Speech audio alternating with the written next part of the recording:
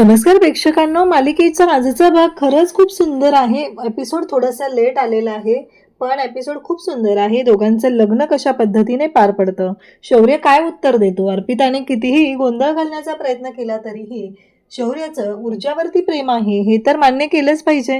आणि त्याचबरोबर इकडे आता विजयाने एक वेगळाच गोंधळ घालायला सुरुवात केली आहे प्रेक्षकांनो, ज्याचा विचारही करू शकत नाही आपण. अशा गोष्टी घडत आहेत कारण विजया जीव द्यायचा प्रयत्न करत आहे. तिला इकडे ऊर्जा या घरामध्ये सून म्हणून यायला नकोय, हे तिचं वेगळंच कांड सुरू आहे. आणि इकडे शौर्य त्याचबरोबर ऊर्जा यांचं जेव्हा लग्न होतं तेव्हा मात्र काही गोष्टी घडत आहेत आणि त्या अशा आहेत, त्या म्हणजेच की जेव्हा हे लग्न होत आहे त्यावेळेस मात्र प्रश्न पडलेला असतो की हे सगळं काय आहे, या सगळ्याचा अर्थ काय आहे. कारण स्पष्टपणे आता इकडे निर्णय घेतलेला आहे तो पूर्वाने ठरवलेलं आहे की काहीही झालं तरीही हे लग्न झालं असलं तरीही मी ऊर्जाची पाठवणी करणार नाही, कारण ऊर्जाची पाठवणी ही होऊ शकत नाही असा निर्णय तिने घेतलेला असतो. तर या सगळ्या गोष्टी का होत आहेत, या सगळ्याच्या मागं काय कारण आहे ते आपण या व्हिडिओमध्ये पाहणार आहोत. त्यासाठी हा व्हिडिओ शेवटपर्यंत पहा. त्याचबरोबर चॅनलवरती नवीन असाल तर चॅनलला नक्की सबस्क्राईब करा. इकडे आता डॅडचा फोन आला असं म्हणत शौर्य थोडासा डिस्टर्ब झालेला असतो. ऊर्जा सुद्धा पाहत असते, कारण आता काय होईल, नक्की कशा पद्धतीने गोष्टी घडतात असं टेन्शन तिलाही आलेलं असतंच. मग त्याच वेळेस आता आजी म्हणते की दे इकडे मी बोलते. आजीने फोन घेतलेला असतो आणि मग इकडून आजी बोलायला सुरुवात करते. हर्षवर्धन, हा काय झालं रे, बोल. परंतु तिकडून विजयाचाच आवाज ऐकू येतो. विजया मात्र रागारागात बोलायला सुरुवात केलेली असते की आता माझ्या मुलाचा फोनही तुम्ही जप्त केलाय का, माझ्या मुलाचा फोनही तुम्ही त्याला देत नाहीये का. अशा भाषेत विजया थाड थाड थाड तिच्या लाह्या ओढल्यासारखी बोलत असते.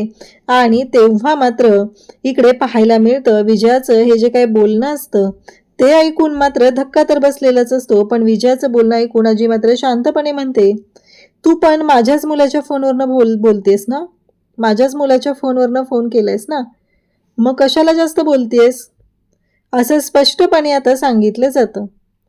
तेव्हा मात्र इकडे आजी म्हणते, बोल काय बोलायचंय. ती म्हणते, आजपर्यंत ज्या गोष्टी घडलेल्या नव्हत्या त्या गोष्टी घडलेत, तुम्ही लवकरात लवकर ते लग्न थांबवा आणि घरी या. तेव्हा आजी म्हणते, काय झालंय नक्की सांग, मला स्पष्टपणे सांग काय झालंय, कोड्यात बोलायची काही गरज नाहीये. नक्की काय झालंय घरी, मला माहिती आहे काय होऊ शकतं आणि कशा पद्धतीने गोष्टी होऊ शकतात, मला सांग पटकन काय झालेलं आहे. हे ऐकल्यानंतर विजया म्हणते की दोघा भावांमध्ये फूट पडली. आजपर्यंत कधीच इतकी भांडणं झालेली नव्हती. इतकी भांडणं दोन्ही भावात झालेली आहेत का, तर फक्त आणि फक्त हे सगळं घडलेलं आहे ते त्या मुलीमुळं. ती मुलगी अजून घरात यायची आहे आणि त्याच्या आधीच हा सगळा गोंधळ सुरू झालेला आहे असं इकडे विजया सांगत असते. त्या मुलीने या घरामध्ये येण्याआधी आपल्या घरामध्ये फूट पडली, ती पांढऱ्या पायाची आहे असं म्हणत आता आरडाओरडा सुरू झालेला असतो. तेव्हा मात्र आजी म्हणते की शांत राहा. कसं आहे माहिती आहे का, आता मला काही फोन वगैरे करू नकोस, मलाही करू नकोस आणि शौर्यालाही करू नको, एवढं लक्षात ठेव. काहीही झालं तरीही आत्ता हे लग्न इथे चालू आहे आणि ते थांबणार नाहीये. आमचं झालं की आम्ही घरी येऊ तेव्हा बोलूया असं आजीने स्पष्टपणे सांगितलेलं असतं. आता मात्र विजयाच्या पुढे पर्यायच नसतो. आता बोलणार काय. आजीने तर काहीच ऐकून घेतलेलं नाहीये, कारण तिचा तोही प्लॅन आता फ्लॉप होतो. ती मात्र विचार करायला लागते की आता काय करू, कशा पद्धतीने गोष्टी मॅनेज करायच्या हा प्रश्न पडलेला असतो. आणि त्याचबरोबर इकडे आता लग्न तर सुरू झालेलं आहे आणि आजी येऊन शौर्याला सांगते, नाही रे काही काळजी करण्यासारखं नाहीये, सगळं ओके आहे, अजिबात विचार करायची गरज नाही. हे ऐकल्यानंतर शौर्य आणि त्याचबरोबर ऊर्जा या दोघांच्याही आता पुढचे विधी सुरू झालेले असतात. गुरुजी म्हणतात की चला कंगन बांधून घेऊया आधी.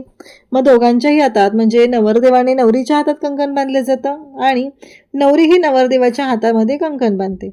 छान असा हा सगळा सुरेख असा देखावा आहे. आणि त्याचबरोबर इकडे आता ही दिव्याच्या अंगात इतकी मस्ती आहे माहिती आहे ना प्रेक्षकांनो. त्या अर्पिता शांत बसली होती, तिला जाऊन काहीच गरज नव्हती या सगळ्या गोष्टी करायची, तिच्या पुढे बडबड करायची, ह्या सगळ्या गोष्टी करायची अजिबात गरज नव्हती. तिथे जाऊन तिने ते गोंधळ घातलेला असतो आणि ती म्हणत असते की मला काही माहीत नाहीये, काहीही झालं तरीही एक गोष्ट मात्र महत्वाची आहे आणि ती कोणती, तर हे जे काही लग्न आहे ते थांबलं पाहिजे. हे बघ तूच करू शकते, एवढं लक्षात ठेव असं ती सांगत असते. तेव्हा मात्र आता प्रश्न उभा राहिलेला असतो, म्हणजे काय काय होणार आहे. ती म्हणते, हे बघ ऊर्जा, ऊर्जा या घरात येणार आहे हे मला माहिती आहे, पण काही गोष्टी मी सांगत आहे. ती माझी बहीण असली तरीही मला तिच्या बाबतीतल्या काही गोष्टी माहिती आहेत, म्हणूनच मी त्या सांगण्याचा प्रयत्न करते. तर माझं एकच म्हणणं आहे की हे लग्न चुकीच्या पद्धतीने, कसं एकदा का लग्न झालं की मग सगळं मॅनेज करणं खूप अवघड जाणार आहे. त्यामुळे मी आधीच सांगते की हे लग्न थांबव. जर हे लग्न थांबलं तरच आत्ताच थांबू शकतं, अन्यथा एकदा का ऊर्जा जहागीरदारांच्या घरात आली तर पुन्हा मात्र ऊर्जा या घरातून कधीच बाहेर पडणार नाही, एवढं लक्षात ठेव. आता अर्पिता म्हणते, मग मी काय करायचं, कसं मोडायचं हे लग्न, कसं थांबवायचं हे लग्न. त्यावरती तिचा लाडका डॅड उत्तर देतो की मी सांगतो काय करायचं ते, असं म्हणत डॅड सांगतो, मी कशाला इथे, चल. ही मुलगी म्हणते ना ते बरोबर आहे, कारण झाल्यानंतर आपण मोडू शकणार नाही, आत्ता आपण थांबवू शकतो, आपण जाऊया आणि हे लग्न थांबूया. असं म्हणत आता हा जो आमदार शिर्के आहे तो या गोष्टीसाठी तयार होतो. म्हणजे लग्न मोडायचंच आहे, इथंपर्यंत यांची तयारी झालेली आहे. म्हणजे एखाद्या मुलाला नाही करायचं त्या मुलीशी लग्न तर का फोर्स केला जातो. त्याने स्पष्टपणे सांगितलेलं आहे की मला लग्न नाही करायचं, मला दुसरं कोणीतरी आवडतंय, मग त्याच्यावरती हा जो फोर्स केला जातोय हे चुकीचं आहे ना प्रेक्षकांनो. आता अर्पिता म्हणते की हो, माझंच आहे शौर्य आणि मला मिळालंच पाहिजे. त्यामुळे आता अर्पिताचा एक वेगळाच गोंधळ सुरू झालाय, मला शौर्यसोबतच लग्न करायचं आहे.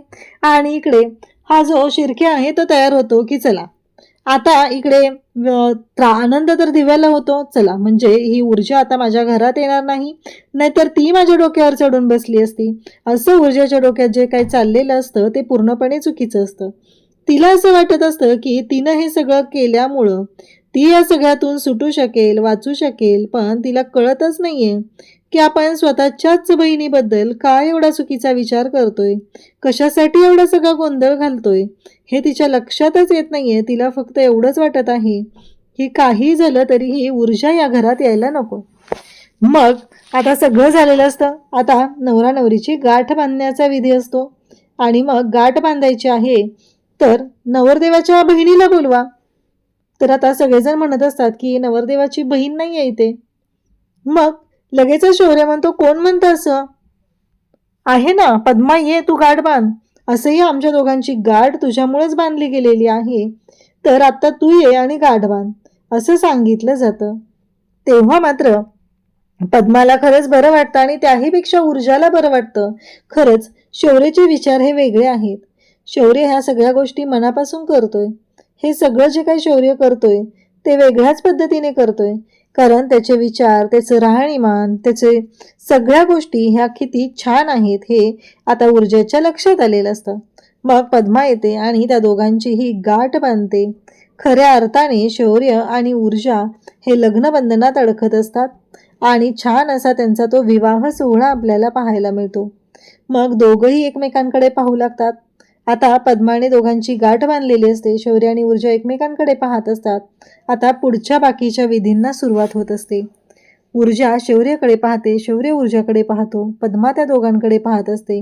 नक्की पुढे काय होणार आहे हा प्रश्न उभा राहिलेला असतो आणि त्याच वेळेस शौर्याच्या चेहऱ्यावर खूप आनंद असतो, कारण आयुष्यभर मी तुला सुखात ठेवेल असं वचन शौर्य वारंवार त्याच्या नजरेतून इकडे ऊर्जाला देत असतो. त्याचबरोबर इकडे घरी मात्र आता सोनल, त्याचबरोबर तीर्था, आदित्य सगळे एकत्र बसलेले असतात. सोनल रडत असते, आजपर्यंत असं भांडण कधीच बघितलं नव्हतं, काका असं का बोललं असेल. आदित्य म्हणतो, आजपर्यंत नेहमी ऑफिसमध्ये घरी कुठंच त्या दोघांचं भांडण पाहिलेलं नाहीये, पण जे काही घडलंय ते खूपच भयानक असं आहे. पण आता तुला माहिती आहे ना, डॅड टेन्शनमध्ये आहेत त्यामुळे असे बोललेत. त्यावेळेस आता तीर्था म्हणते, हे सगळं झालं पण आता आपण शौर्यदादाच्या लग्नातला जाणार होतो, ते कसं शक्य, आता काय करायचं. मग हे तिघही विचार करू लागतात. तेव्हा तीर्था म्हणते की आयडिया, आपण ऑल वर्ल्ड मध्ये कुठेही मॅच चालू असली तरी आपण ती घरात बसून बघतो, आता लग्नही तसंच बघायचं. मग हे दोघं म्हणतात, म्हणजे तुझं काय म्हणणं आहे, व्हिडिओ कॉलवरती बघायचं. तेव्हा ती म्हणते की हो, आपण व्हिडिओ कॉलवरती शौर्यदादाचं लग्न अटेंड करूया असं ती सांगू लागते. मग हे तिघही खुश होतात, चला आता आजीला फोन लावूया, म्हणून तिघही आजीला फोन लावायला घेतात. एकदा का आजीशी बोलणं झालं की मग आजीला व्हिडिओ कॉल करायचा आणि व्हिडिओ कॉलवरती आजीशी बोलायचं आणि हे जे काही लग्न आहे ते आपण पाहायचं. आणि त्याचबरोबर या सगळ्या गोष्टी त्यांच्या चाललेल्या असतात. आणि मग इकडे शौर्याचं लग्न सुरू झालेलं आहे. आता अग्नीच्या भोवती जे मंत्र आहेत ते चालू आहेत. दोघं एकत्र पूजा करत आहेत. गुरुजी जे काही सांगत आहेत ते करत आहेत. आणि त्याचबरोबर इकडे शौर्य आणि ऊर्जा दोघंही खूप आनंदात आहेत. कारण ऊर्जाने ठरवलं होतं की माझ्या आईसाठी मला हे लग्न नाही करायचं, माझ्या आईला त्रास झालेला आहे. या सगळ्या गोष्टी तिच्या डोक्यात सुरू होत्या. पण आता मात्र जेव्हा तिने शौर्यसोबत लग्नाचा निर्णय घेतलेला आहे तेव्हा मात्र तिला खूप छान वाटत आहे. कारण आईच्या परवानगीने, कारण तिच्या आईनं तिचं मन जाणलेलं होतं आणि मगच ऊर्जाच्या लग्नाला परवानगी दिलेली होती. कारण ऊर्जाच्या मनात काय चालू आहे, तिला किती त्रास होतोय, या सगळ्या गोष्टींची काळजी तिच्या आईला होती. दोघंही आता एकमेकांकडे पाहत असतात, गोड अशी स्माईल देत असतात आणि पुढचे विधी त्यांचे सुरू झालेले असतात. आता मात्र इकडे विजयाची खूप चिडचिड चाललेली असते. ती हर्षवर्धनकडे येते आणि म्हणू लागते, तुम्ही काय करणार आहात? फक्त पाहतच राहणार आहात का? मी किती वेळा सांगायचा प्रयत्न करते तुम्हाला, तुम्ही ऐकत का नाही आहेत माझं? चला लवकर, ते लग्न मोडायचंय आपल्याला. का ऐकत नाही आहेत तुम्ही? असं म्हणत विजया बोलत असते. हर्षवर्धन म्हणतो की येऊ दे, मी त्या मुलीला टिकू देणार नाही, नाही होणार आहे लग्न, मी तुला सांगतोय ना. विजया म्हणते, काय बोलताय तुम्ही, तुम्हाला कळतंय का? कारण तुमच्या लक्षात येत नाहीयेत गोष्टी. तुम्ही जरी आत्ता असं म्हणालं असला तरीही तुम्ही विसरताय, कारण ती मुलगी लग्न करून येणार. कारण आत्ता बघा, तुम्ही स्वतः पाहिलेलं आहे की शौर्याला तुम्ही एवढं मनापासून सांगितलं, पण शौर्याने ऐकलंय का? शौर्याने ऐकलेलं नाहीये. तो एकदाही म्हणाला नाही की मी हे लग्न नाही करत आहे किंवा मी डॅड तुमच्यासाठी थांबतोय, असं तो म्हणालाच नाहीये. मग हे सगळं काय आहे? अशा पद्धतीने आता बोलणं सुरू झालेलं असतं. आणि तेव्हा मात्र विजयाचा एक वेगळाच गोंधळ सुरू झालेला असतो आणि विजया म्हणत असते की बाद झालं, आता मी शांत राहणार नाही, असं विजया म्हणते. आणि विजया आता म्हणते की मी जीव देणार आहे, जर ती मुलगी या घरात येणार असेल ना तर मी जीव देणार आहे, असं म्हणत विजया जीव द्यायला जाते. इकडे आता शौर्याच्या हातामध्ये मंगळसूत्र दिलं जातं आणि आता मंगळसूत्र घालण्याचा जो विधी आहे तो पूर्ण करायचा असतो. आणि मग सगळेजण तिथं असतात. शौर्याच्या हातात मंगळसूत्र दिलेलं आहे, ते मंगळसूत्र आता ऊर्जाच्या गळ्यात घातलं जातं आणि तो विधी पूर्ण होणार असतो. पण तेवढ्यातच दिग्विजय शिर्के आणि अर्पिता, म्हणजे अर्पिता आणि तिचा डॅडा दोघंही तिथं पोचलेले असतात. जेव्हा शौर्य आणि ऊर्जा यांचा शुभविवाह हे बॅनर ती बघते तेव्हा तिला खूप राग येतो, तिला ही गोष्ट पटत नाही. मग आता मंगळसूत्राच्या एका वाटीमध्ये हळद आणि एका वाटीमध्ये कुंकू भरलं जातं आणि ते मंगळसूत्र आता शौर्य ऊर्जाच्या गळ्यात घालत असतो. आणि त्याच वेळेस तिथे शिर्के येतो आणि म्हणतो की थांबा. जेव्हा शिर्के थांबा म्हणतो, आता मात्र सगळ्यांना प्रश्न पडलेला असतो की काय झालं. आता मंगळसूत्र घालायचं असतं, शेवटचा विधी बाकी असतो, लग्न पूर्ण होणार असतं आणि अचानक येऊन शिर्केने लग्न थांबवलेलं असतं.